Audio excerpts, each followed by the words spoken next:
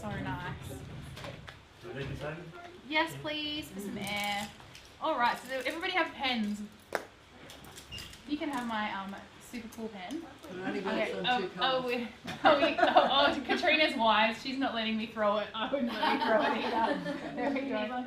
I don't know if all of the food thingies work. You might have to find one. I think the red one works.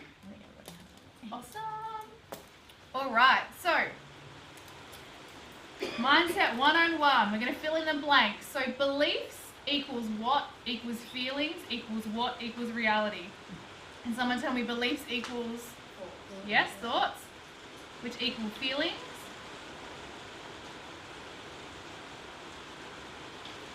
which equal feelings equals, feelings is emotion. Sorry, I used a different word. Sorry. What's this? What am I doing? Action. Acting like an idiot. That's what you're doing. Which equals, yeah. Makes sense? Beliefs equal thoughts equals feelings equals reality. So if we want to look at changing our reality, a lot of us, well, there was a big movement with The Secret, which I fully agree with, but they missed the point that you can't change your thoughts without looking at where they're coming from. And I know that some of those teachers disagree with that. I'm just going on personal experience. I could be like, I've said this a million times, but I'm happy, I'm thinking I'm happy, but it's not changing because energetically I'm not shifting because I don't actually believe that. So you've got to get to what you believe, right? Once you do that, then you can create anything. There are no limits, there are no rules. Beliefs are formed during our what phase? Developmental. I'm going to fill it in as well. And can anyone remember what ages that is? 0 to 18. So that's child. There's like a few phases within that. There's adolescent phase, and then there's teenage or like early adult age, which is I think 8 to 18. Then there's 0 to 8. So there's 2, and depending on, I'll post a video. Depending on what issues you have, it can reflect where you're stuck. So what's it? So people who are stuck in the childhood phase will display levels of neediness. Okay? And then there's people who are stuck in the teenage years will display levels of aloofness, like just detachment. Cameron. I'm not being mean, but like does that make sense? So there's actually a video that they go through and they do like those drawing cartoon things. Yeah, and they go, cool video. have you seen it? Yeah, really that's so cool. Yeah. I'll see if I can find it. Yeah. It's on YouTube, isn't it? Yeah. If you have a problem, let me know, because I remember I got it from a friend, so I probably have the link still somewhere. Oh yeah, I'll have a look, and if I can't find it, I'll let you know. But they go through it all, and they go through traits and how you can tell where you're stuck. I'm fully stuck in my childhood, which I knew anyway. But it's just good to kind of be able to link it back and go, oh shit.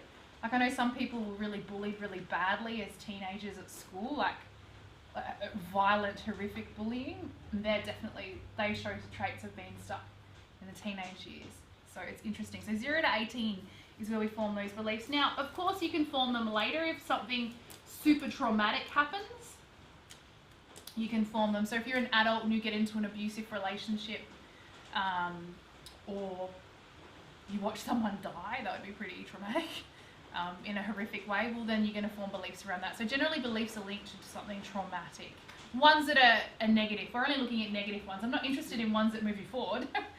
They're good. Keep putting energy into those. Okay, so the controlling beliefs are stored in our subconscious.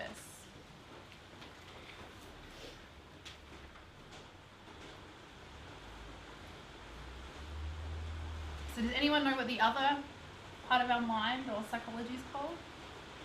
The subconscious and the conscious. Yeah, that's right, conscious. So the conscious mind is, like I said in meditation last night, the blah, blah, blah, blah, blah, blah, the one that has to like assess you, assess others, constantly chatting. Now the conscious mind is really needy. It always needs to be in control. And in order for change to happen, we need to quieten it down, which is when tools like meditation help. Also the quantum healing therapy. also really helps because and some levels of hypnosis, it just depends on the therapist and how good they are. But they're really good if you want to get into the subconscious mind. Also NLP does it, which we're dabbling a little bit in today. If you really want to delve further into NLP, you know Sharina? Sharina's an NLP practitioner and a hypnotherapist. So I think she prefers to do the NLP coaching stuff. But if you want to chat to her further about that, she'd love to chat to you. I'm actually going to get her to come in and do a workshop for one of ours, which we'll discuss at the end. If someone can remind me, I'll just tell you now. So you want to replace something. So basically she replaced her addiction to Coca-Cola, not oh shit, Coca-Cola. Better totally clarify that. With because she hates petrol. So there's an anchoring technique you can do in NLP where you anchor the smell of Coke to something that you hate, yeah? And hers was petrol. She hates petrol. Wouldn't work for me. I love the smell of petrol. But so now she can't touch it. She hasn't touched a drop since. I've asked her to do it for me with wine. Like, make me hate it. See, what the trick is, you've got to find something you have a real aversion for and swap it. It's got to be something you really hate. So I'm going to get her to come in and do a workshop on that for you guys. Maybe not next week, maybe the week after. Yeah, so that'll be interesting. She'll be and she also does one-on-one stuff if you want to go further into it as well. Okay. So emotions and thoughts have an energetic and vibrational quality as per quantum physics. With emotions, if they are not facilitated and processed when the experiencing of trauma happens, they get stuck where?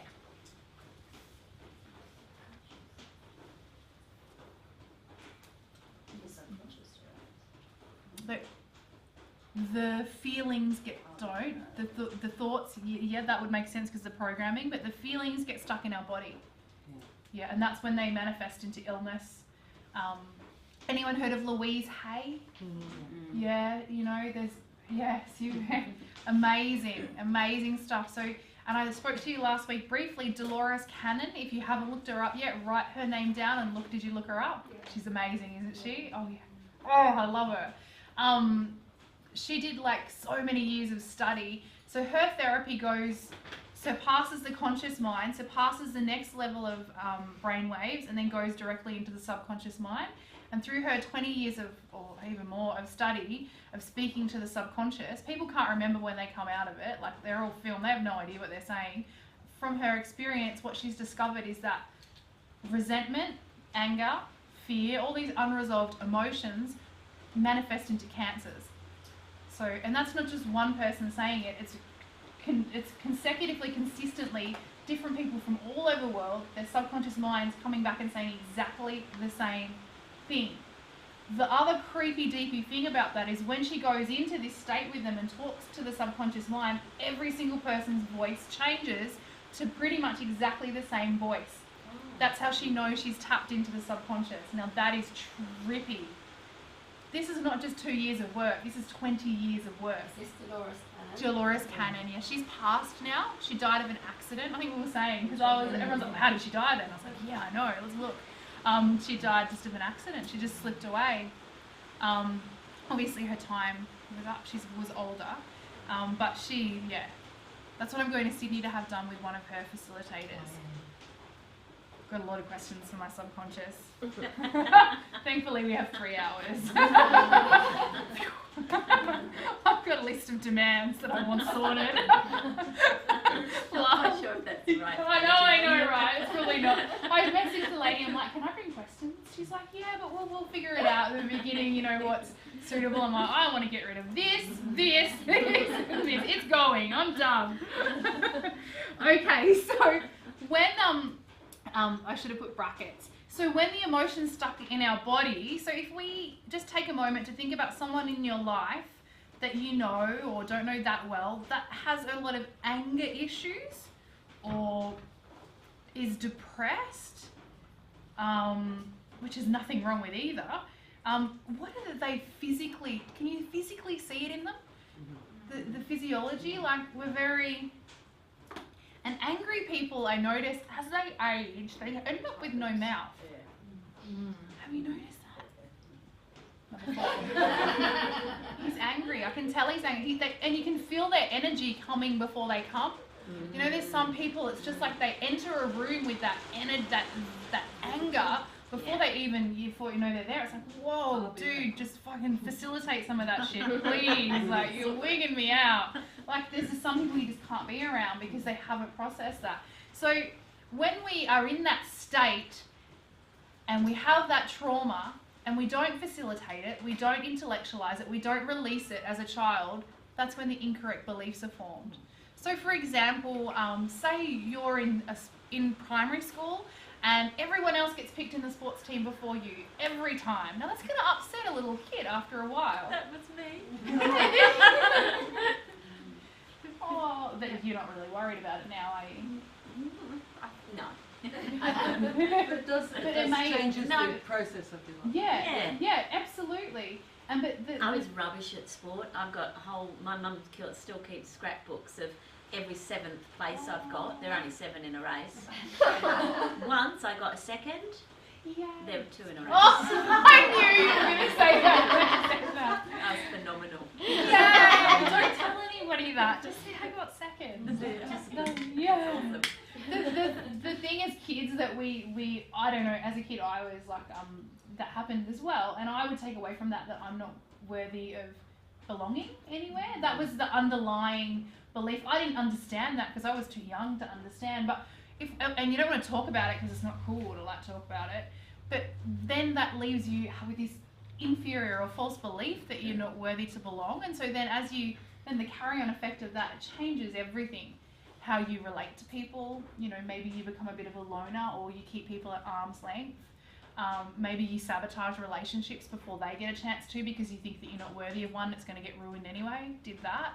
Like, you know what I mean? So it's these things, but the belief we form from that experience, it's not even an accurate representation. It's just a little kid's idea of how the world is. It actually isn't true. Does that make sense? Mm-hmm. And I think we touched on this, and I'm always a bit hesitant because I don't want to belittle anyone's beliefs. But one really good example of this is if you look at the neo-Nazis mainly in America, and how they have generations and generations of hate and this belief that one type of race is inferior. Yeah. Now, we all know that belief's invalid. It's not true. Everyone's equal. We all know that. Mm-hmm. But they will argue with you to their blue in the face. They're so passionate. So this belief is built on a total falsehood. It's not real. We all know that. So then just think about the things in your life, in your experiences, in your child that you've built on, that you believe 100% that are built on falsehoods as well. Everything's just perception. You can only perceive what you can comprehend. And when you're a child, you can only comprehend so much. Make sense?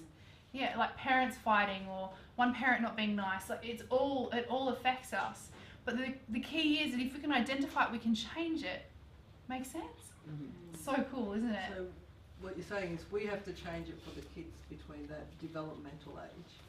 But after that, there will be no change unless they want to change. Yes, exactly right. Exactly right. Then it becomes... Because I think that's when you're about 22 or something, that's when you have your peaks off. Adult mindset type thing, and so that nobody can change you then, only yourself.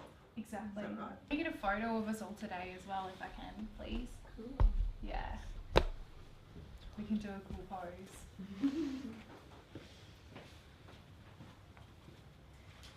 Okay.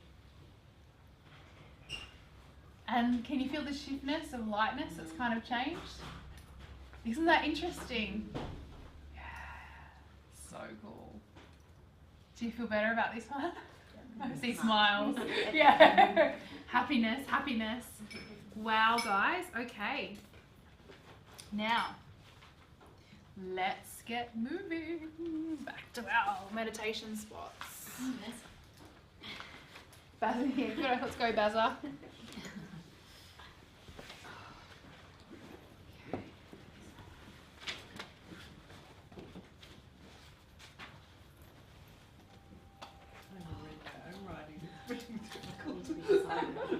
My scribble.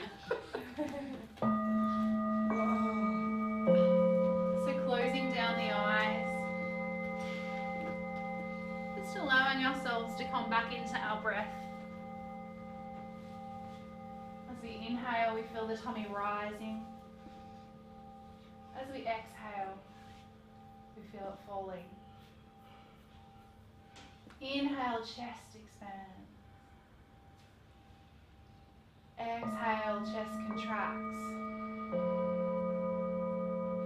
Feel the steady flow of your breath like waves continuing to crash to shore. We feel the breath expanding the body. We feel it contracting the body.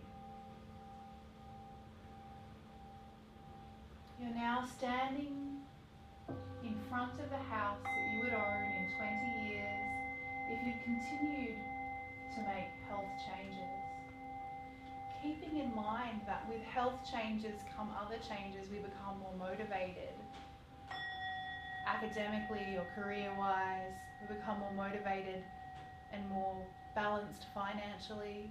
So maybe it's a different house to what you owned before, because having better health, you would have made different choices. You look down and you open the door. As you open the door, you look to your left and you see yourself in the mirror. A vibrant, glowing you who looks 20 years younger. You look at yourself in the mirror, you see your eyes bright and alive.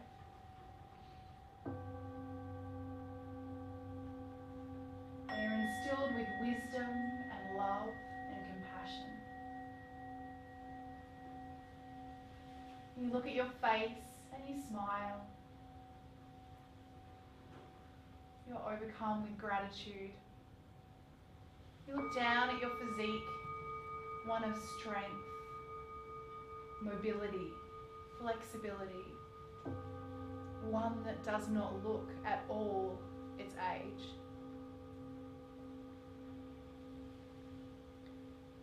You begin to walk into the room and you look around and you feel a buzz of aliveness.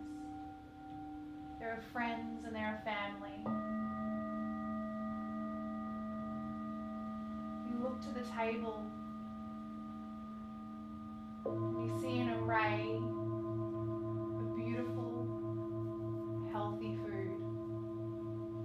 Food that charges and invigorates you. Alive food. You don't sit in a chair because you don't need to sit. You're too energetic. You have far too much energy to sit. You start to mingle with your friends and family and you feel how easily you walk. You notice your posture is upright. You walk with a sense of confidence, purpose, and energy. People are asking you how you're feeling on this birthday and joking about you being old. And you laugh, telling them how you have a completely clean bill of health and the doctors think you're at least going to live to 120. You take a moment and you look outside the window and you see a beautiful garden and you are overcome with gratitude that you decided to make that change. And no matter what was met in your path, you found a way around it or through it or over it, and you valued your health and your life. You feel content and happy. Feel that. Feel that aliveness tingling in your body. Feel the cells beginning to dance. And know that this outcome has already happened. It is already true. You just need to keep going on the path that you are moving on. And gently beginning to wiggle your fingers and toes. Moving the body in any way that feels natural.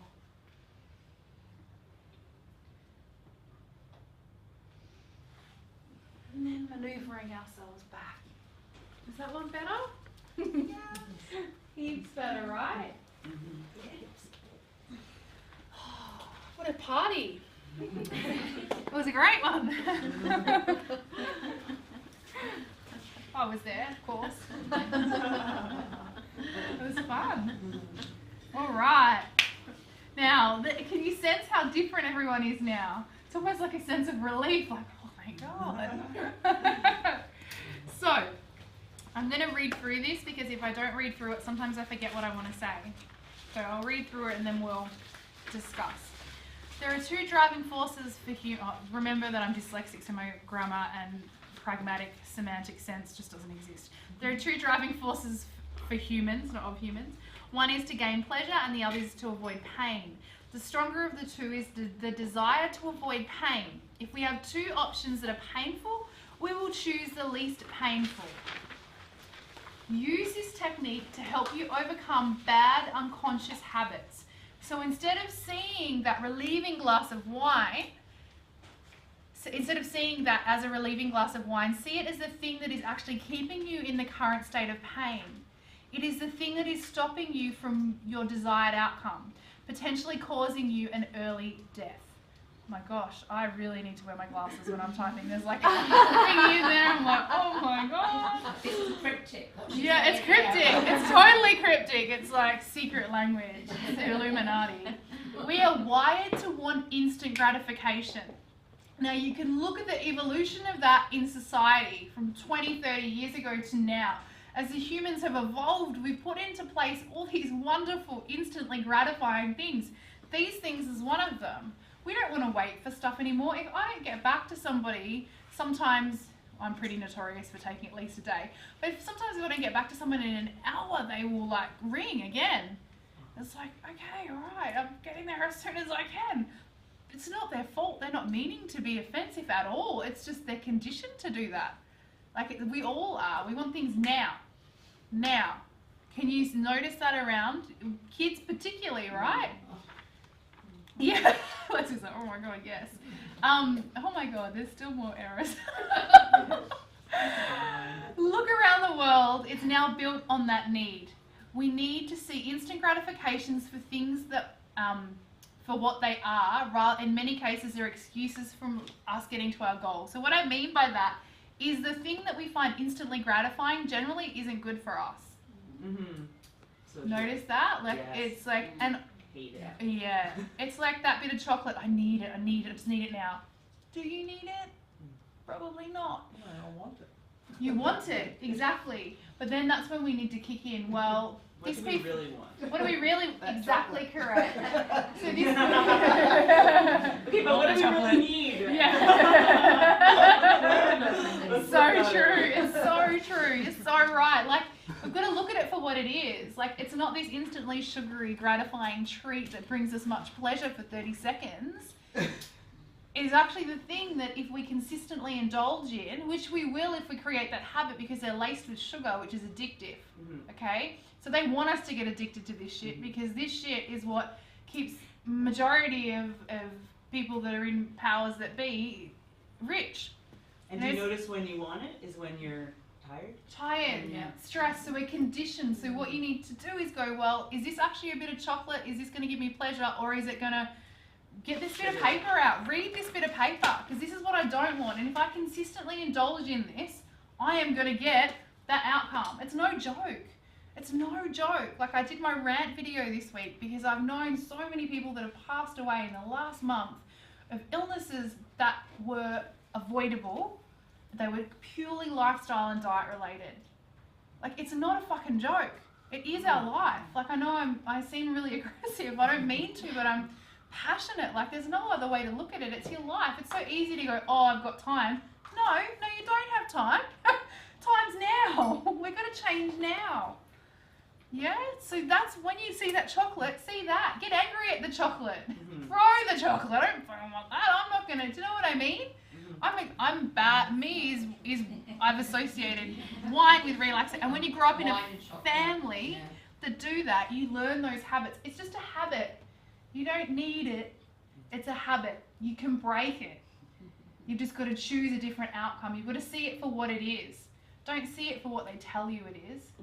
And don't read food labels. Don't listen to the marketing on the external. Sugar-free means full of fat. Fat-free means full of sugar. Stay away from that stuff. They're all just trying to brainwash us. Does that make sense? It's kind of like we've got to get angry at ourselves. It's just like no more.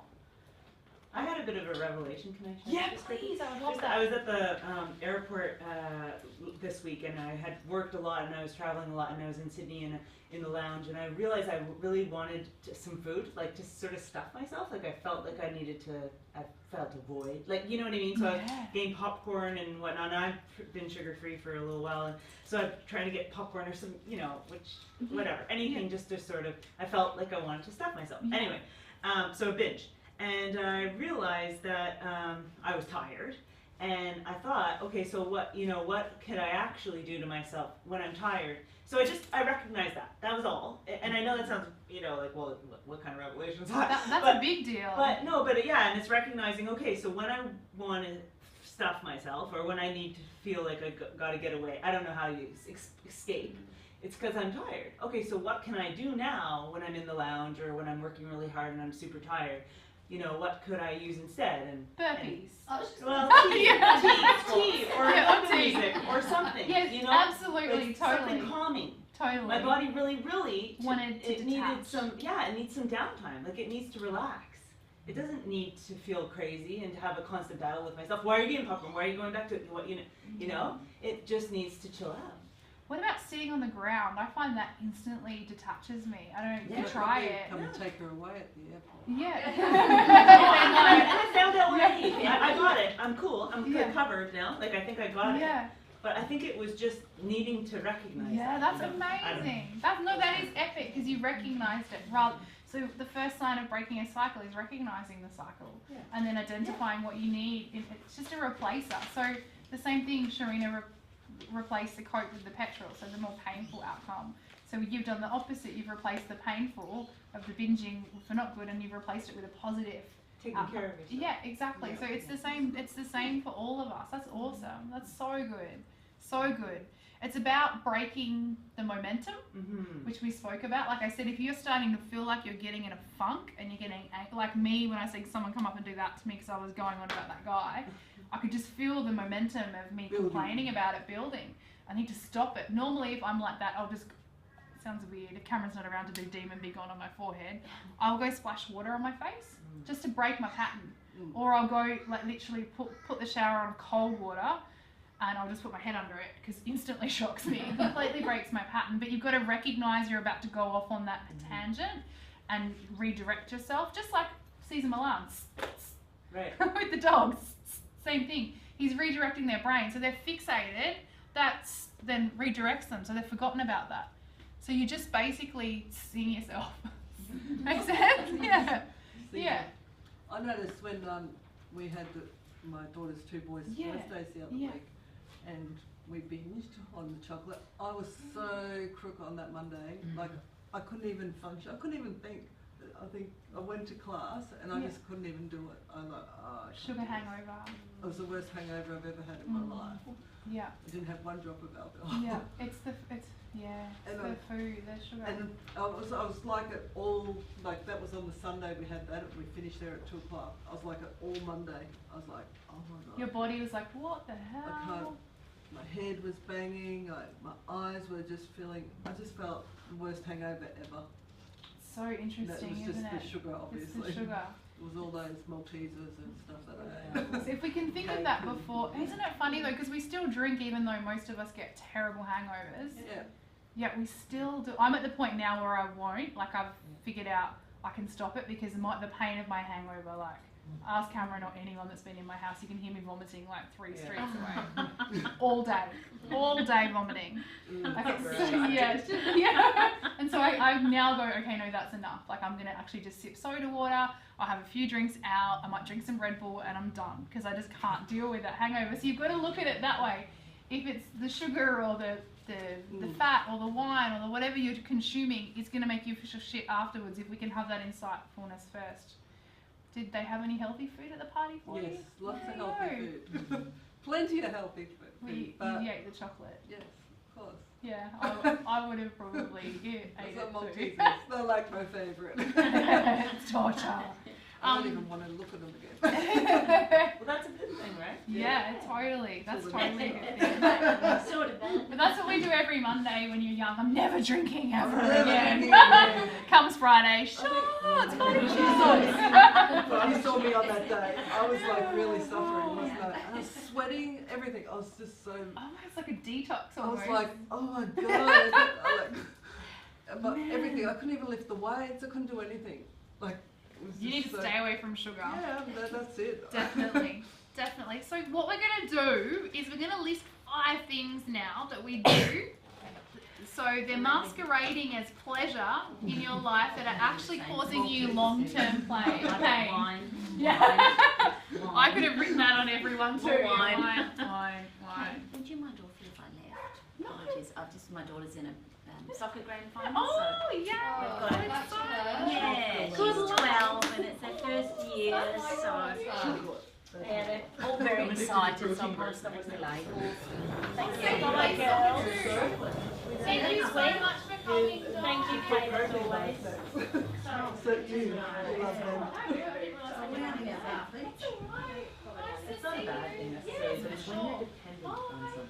If you're actually looking at it. Sorry guys, it's 11. I didn't realise. We're nearly wrapped up.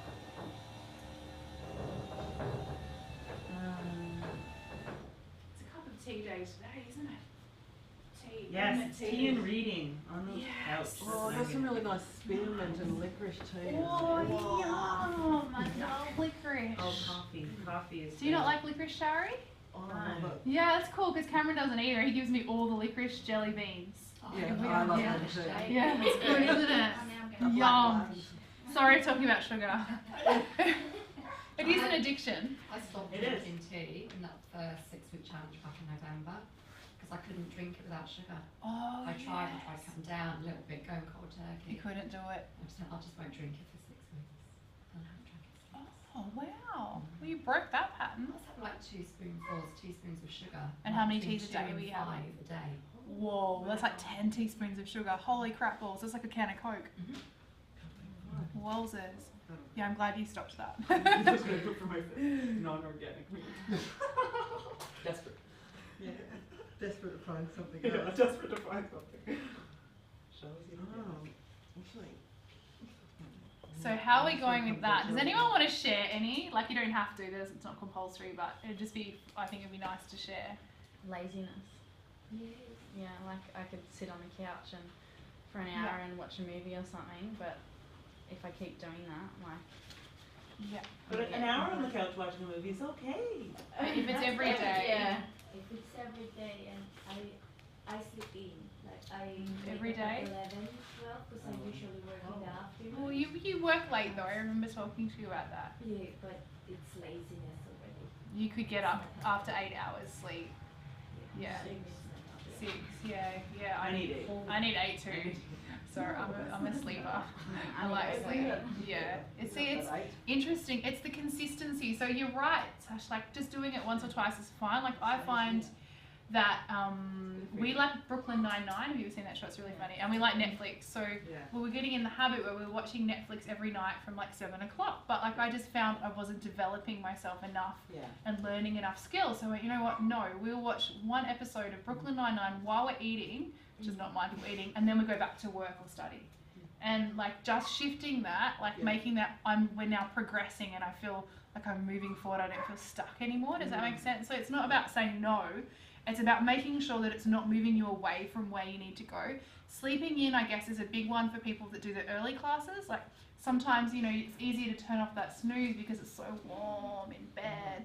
But that instant gratification of staying asleep, if we do that consistently, we build momentum, then we just quit. We don't bother going to class anymore. And then that's not going to serve us. So it's kind of more like that. So having a glass of wine once a week, or, you know, 10, no, I'm joking. You know, it's fine. You got to live your life. But it's about, is that moving me to my goal, my desired goal, or is it moving me away from my desired goal? It's a consistency. Remember I spoke about the steam train? So when we do stuff enough, or like the big boulder, as the boulder rolls down the hill, it gains more momentum and it speeds up. So consistent effort away from your goal, you'll end up quitting. You won't stick at it. because you've got so much momentum going that way. It's literally like trying to stop a steam train. Whereas a little bit of momentum and then heaps in the opposite direction, you're fine.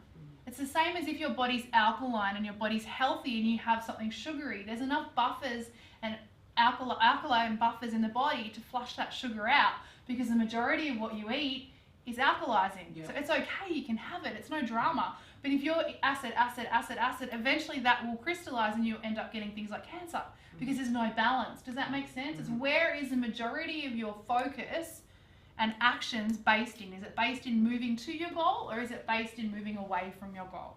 That's how we judge it. Yeah, that makes sense. If I don't do a class in the morning now, I feel like my day's not right. Yeah.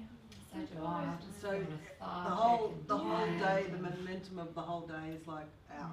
That's Like, that's That's how it's become. And that's only good. how many weeks have we been here? I don't know. But 8? No, 12? 12 no more weeks? than 15? Sorry, so I know. I don't know, I can't remember, but 5, 9, 16 weeks after the 8 weeks, Yeah. so 14 weeks. Wow. So now I just, if I don't do Yeah. that exercise, if I don't get to that 9 o'clock Yeah. class, I Yeah. go, oh, that's messed my day up. Yeah, and I think the trainers would feel that if you guys went there as well. Because they like just expect to see you. You're like, And even like, we get there early and everybody has a chat now. And Yeah. so everybody's become friends. yeah. Yeah. That's so cool, isn't it? So we're sort of like, and then you get the new faces coming in. Yeah. And then they disappear again. And all us old ones like Cindy, Yeah. we're all still there. It's so cool, isn't it? But it's interesting though, you guys have put the work in the mindset department. Mm. It's really, it's percentage wise, those who continue, and I'm not about, oh, you've got to continue with us. I don't give a shit. Just keep working on your health. Yeah. Like, of course I want you to stay because I believe my programs are best. If I didn't, I wouldn't be in it. But like, I'm also not about forcing people to do things. I believe in free will and respecting people's choices. My main concern is, don't give up on your health. Just do bloody something. Yeah. Please, because the outcome is life or death. We are so good at pushing that away, but that's the reality. It's life or death. It's But that the mindset, simple. we've done the mindset, right? And that, because it's a whole picture. Yes. Like, if we're just doing the exercise, I probably would have quit after the first 5. Yeah, and that's exactly right. Thank you for bringing me back to my point. Gosh, I'm a tangenter. That was my point, is that statistically, if people do the mindset work, they're more likely to continue on with their goals than not. Like, it's almost like an 80 to 90% rate of people sticking at it if they do this work too. I didn't get a chance to even go to a class this week, but that's why I came here today. You know what I mean? And sometimes it's better, it's just as the same. Like, it's just as important. Exactly. And that's, I guess, my mission is to change the industry so this is valued as highly as the classes, because it needs to be. Because without this, for most of us, some of us know. Like, if you're like my sister, she's just a freak. Like, she never makes excuses. She trains 25 hours, 30 hours a week. She works 25 hours a week. She never misses training. Yep. Whereas I'm like having a massive argument in my head, like I'm just like creating all these stories. Why I can't, just we're all different, but most of us do have issues, and that's okay. They're the not normal ones. She's not normal. She's a cyborg or something. I swear she's not human. But if like, I've had a lot of stress over the last few weeks. Yes. And normally I would have gone, oh, got to put it back into there. I can't have time for me. But this time I've gone, nah. I'm still doing my classes, and and we've even gone doing them twice a day sometimes because we can, and it's not about anything. It's just about, that's our time. That's been my class has been my time off. If that makes it, from the kids and stuff, because somebody will come and mind them in the park or something. So you're filling your cup before you're filling others. Well, I'm not totally, but I'm still making myself have something for me as well. And that makes everything a little easier to cope with. Sometimes. I have my meltdowns, but it's a pretty stressful time at the moment. But I think this what I've been doing, like the mindset and everything, has been important to kids, because I would have cracked by now, and I would have been in the mental home. I think though you brought up a really good point. Meltdowns are not bad. No. I think they're essential. Well, sometimes just, it's like the pressure cooker, you let off the steam. You gotta let it out. Throw something, punch something, Whatever I'm you not need that to bad do. yet. I'm a thrower. Ask Cameron. I used to be a door slammer when I was a kid. Yeah. Apparently. Really? Just you feel instantly like it's cathartic, kind of catharsis, healing like that. Yeah. So guys, that's it today. Thank you so much for coming. Yay! That was awesome. As always, I didn't give you homework because I forgot. So your homework is I would like you to pick a habit that is consistent on a daily basis. Now don't be ashamed of it. If it's something you're trying to hide from me. Yeah, right. Right? I have it. And I want you to try this technique every day. So for me, like up until about a month or 3 weeks ago, I would have a glass of wine about 6 nights a week, maybe 5 glasses. I would drink a lot of booze. So I've stopped that now. It's something, yeah. So I would see that as, oh, I'm so busy. I work 18 hours a day. I need to have rubbish. And I knew it, but I was like quite okay to indulge in its like bullshit for a while. Like we need to do that sometimes. So if there's something that you have like that, I don't know what it is. Is it chocolate? Is it Coffee for me. pick something that's like a bit naughty that you want to hide from me. And then try to quit it? And yeah, see if you can use this technique on it. It might not work. There's no right or wrong. You might go through the whole week and be like, no, that fucking didn't work. And that's okay, we'll find something else. Yeah, but it might work. So let's have a try. I'll try it too. I'm going to try it on wine. Okay, explain the technique. Explain the technique. So, when you pick up that, or when you go to have a coffee, I want you to say to yourself, is this moving me to or away from my goal? Then think about the pain. Feel the pain. Shows that I'm an open book. I'm not holding anything away from you, Kate. There's no habits that you don't want to know. Does that make sense? I go from like 8 coffees to 1 coffee a day. Wow. Huge. Yeah. That's massive. And no sugar in my coffee. Yeah, that's huge. Oh. No sugar in my tea.